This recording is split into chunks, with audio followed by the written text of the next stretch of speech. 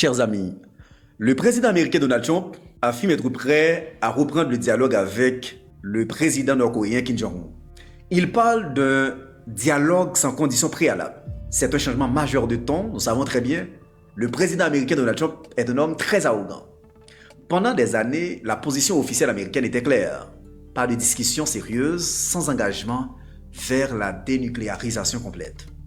Aujourd'hui, Washington semble dire « on discute d'abord ». Rappel historique. La Corée du Nord développe son programme nucléaire depuis des décennies. Essais nucléaires, missiles balistiques, missiles intercontinentaux, missiles hypersoniques. Malgré les sanctions et les pressions internationales, Pyongyang a continué. Pression maximale, embargo, isolement diplomatique, rien n'a pu stopper le programme.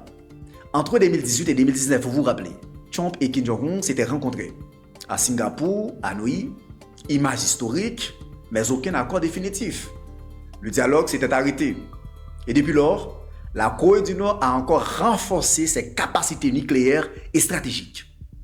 La question pertinente, pourquoi ce retour au dialogue maintenant? Première réalité, la Corée du Nord possède aujourd'hui des capacités militaires intercontinentales crédibles. Cela signifie qu'elle peut stratégiquement, théoriquement atteindre le territoire américain.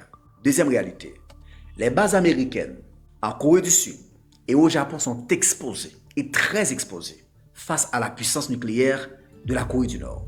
Troisième réalité, l'Asie est devenue le cœur de la rivalité stratégique mondiale entre la Chine, la Russie et les États-Unis d'Amérique. Il faut comprendre une chose, c'est très important. Dans les relations internationales et la géopolitique, la puissance respecte la puissance. La dissuasion nucléaire, écoutez, change la manière dont les États se parlent entre eux dans les relations internationales. Lorsqu'un pays dispose de capacités stratégiques crédibles, le ton diplomatique évolue. La question est intéressante. Que veut réellement Donald Trump?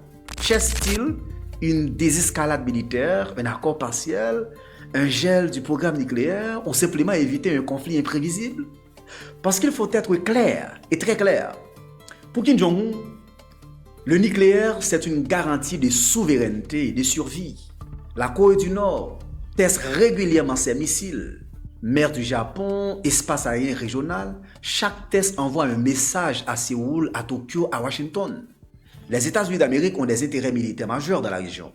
Bases militaires, alliances stratégiques, présence importante. Toute escalade pourrait avoir des conséquences énormes. Nous sommes dans un monde multipolaire. La Russie renforce ses liens avec la Corée du Nord, c'est très important. La Chine reste un acteur central. Washington ne peut pas ignorer cette équation. Ouvrir le dialogue peut être une manière de stabiliser le front asiatique pendant que d'autres tensions existent ailleurs. Nous avons plusieurs scénarios. Scénario 1, une imagination. Dialogue symbolique, rencontre médiatique, peu de résultats concrets. Scénario 2, accord limité, gel partiel des essais, échanges humanitaires. Scénario 3, échec rapide, retour aux tensions, nouveaux essais nord-coréens. La Corée du Nord ne va pas s'arrêter. Un mauvais calcul peut provoquer une crise. Un bon calcul peut réduire les risques. Il faut comprendre ceci. L'option militaire contre la Corée du Nord est extrêmement risquée. La dissuasion nucléaire rend toute attaque potentiellement catastrophique pour l'humanité. Le dialogue, même sans condition, peut être vu comme un choix stratégique et pragmatique. Ce n'est pas forcément une faiblesse. Cela peut être une gestion du risque. Mais attention, dialoguer ne signifie pas accepter tout. Non, non. Les négociations sont longues, complexes, techniques, souvent très fragiles dans les relations internationales. En résumé, les États-Unis d'Amérique semblent changer de ton. La Corée du Nord reste ferme sur son programme nucléaire. Le rapport de force a évolué. Le dialogue est de retour. Il reste à voir la réponse officielle de Kim Jong-un. Les prochaines semaines seront très décisives. Comprendre les faits permet d'éviter les manipulations.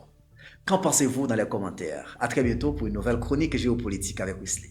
Ciao, ciao, je vous aime.